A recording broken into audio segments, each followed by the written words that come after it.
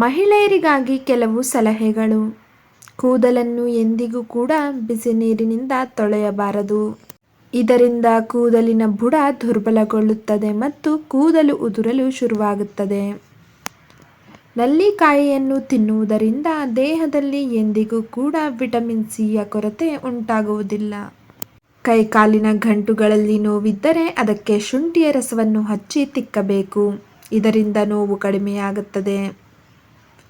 ಮಣ್ಣಿನ ಪಾತ್ರೆಯಲ್ಲಿ ನೀರನ್ನು ಕುಡಿಯುವುದರಿಂದ ಅಥವಾ ಆಹಾರವನ್ನು ಸೇವಿಸುವುದರಿಂದ ಕಾಯಿಲೆಗಳು ಹತ್ತಿರ ಸುಳಿಯುವುದಿಲ್ಲ.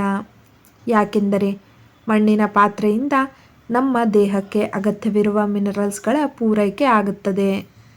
ನಿಮ್ಮ ಮೂತ್ರದ ಬಣ್ಣ ಹಳದಿಯಾಗಿದ್ದರೆ ಅದರ ಅರ್ಥ ನೀವು ನೀರನ್ನು ಹೆಚ್ಚಾಗಿ ಕುಡಿಯುತ್ತಿಲ್ಲವೆಂದು. ರಾತ್ರಿ ಮಲಗುವ ಮೊದಲು ಹಾಲಿನಲ್ಲಿ ಸ್ವಲ್ಪ ಅರಿಶಿಣವನ್ನು ಸೇರಿಸಿ ಕುಡಿಯುವುದರಿಂದ ನಿಮ್ಮ ಆರೋಗ್ಯವು ಚೆನ್ನಾಗಿರುತ್ತದೆ ಮತ್ತು ಸದಾ ಗ್ಲೋಯಿಂಗ್ ಆಗುತ್ತದೆ. ವಿಪರೀತ ಟೆನ್ಷನ್ ತೆಗೆದುಕೊಳ್ಳುವುದರಿಂದ ಹಲವಾರು ಕಾಯಿಲೆಗಳು ಶುರುವಾಗುತ್ತವೆ ಮತ್ತು ವೃದ್ಧಾಪ್ಯ ಬೇಗ ಬರುತ್ತದೆ.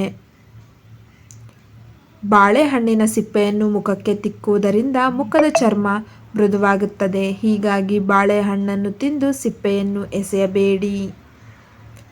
ನಿಮ್ಮ ದಿಂಬಿನ ಕವರನ್ನು ವಾರಕ್ಕೆ 2 ಬಾರಿ ತೊಳೆಯಬೇಕು. ಇದರಿಂದ ಡ್ಯಾಂಡ್ರಫ್, ಹೊಟ್ಟಿನ ಸಮಸ್ಯೆ ಬರದ ಹಾಗೆ ಮತ್ತು ಮುಖದಲ್ಲಿ ನೆರಿಗೆಗಳು ಆಗದ ಹಾಗೆ ತಡೆಯಬಹುದು. ಯಾವುದೇ ರೀತಿಯ ಹಣ್ಣಿನ ರಸವನ್ನು ಅಥವಾ ಜ್ಯೂಸನ್ನು ಜಾಸ್ತಿ ಹೊತ್ತು ಇಡಬಾರದು. ಇದರಿಂದ ಅದು ಕಹಿಯಾಗುತ್ತದೆ ಮತ್ತು ಆರೋಗ್ಯಕ್ಕೆ ಮಾರಕವಾಗಿರುತ್ತದೆ. ಕ್ಯಾರೆಟ್, ಬೀಟ್ರೂಟ್ ಮತ್ತು ನಲ್ಲಿಕಾಯಿಯ ಜ್ಯೂಸನ್ನು ಕುಡಿಯುವುದರಿಂದ ನಿಮ್ಮ ಕಣ್ಣಿನ ದೃಷ್ಟಿ ಉತ್ತಮವಾಗುತ್ತದೆ ಮತ್ತು ಸ್ಕಿನ್ ಹೆಲ್ದಿ ಆಗಿ ಹೊಳಪು ಹೆಚ್ಚಾಗುತ್ತದೆ.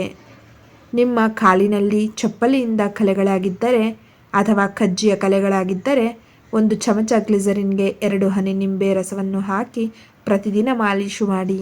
ಇದರಿಂದ ಕಾಲುಗಳು ಕಲೆರಹಿತವಾಗಿ ಸುಂದರವಾಗುತ್ತವೆ.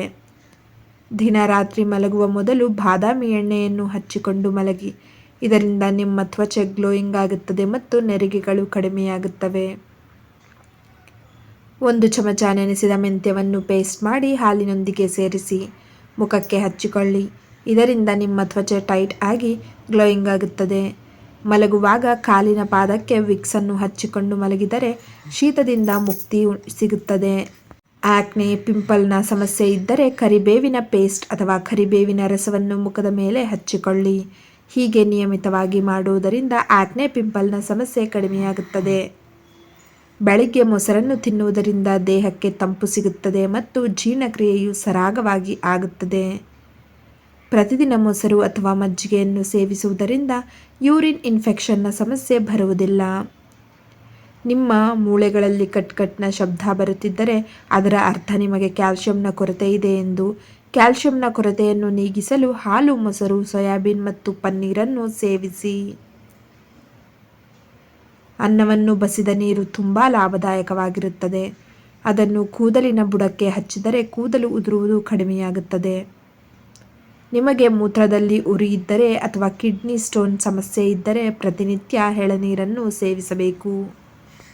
ಊಟದ ನಂತರ ಹೊಟ್ಟೆ ಭಾರ ಎನಿಸಿದರೆ 1 ಗ್ಲಾಸ್ ನೀರಿಗೆ ಸ್ವಲ್ಪ ನಿಂಬೆ ರಸ ಮತ್ತು ಕಲ್ಲುಪ್ಪನ್ನು ಸೇರಿಸಿ ಕುಡಿಯಿರಿ. ಆರಾಮ ಸಿಗುತ್ತದೆ.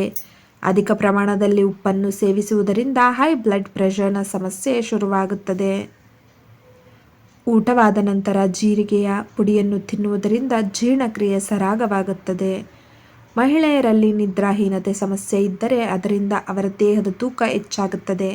ಹಾಗಾಗಿ ಸರಿಯಾದ ಪ್ರಮಾಣದಲ್ಲಿ ನಿದ್ರೆ ಮಾಡುವುದು ಖಚಿತ ಮತ್ತು ಅಗತ್ಯ. ಮನೆಯಲ್ಲಿಯೇ ಪಾರ್ಲರ್ನ ಗ್ಲೋ ಬೇಕಾದಲ್ಲಿ ಬಾದಾಮಿ ಎಣ್ಣೆಯಿಂದ 5 ನಿಮಿಷಗಳ ಕಾಲ ಮಸಾಜ್ ಮಾಡಬೇಕು.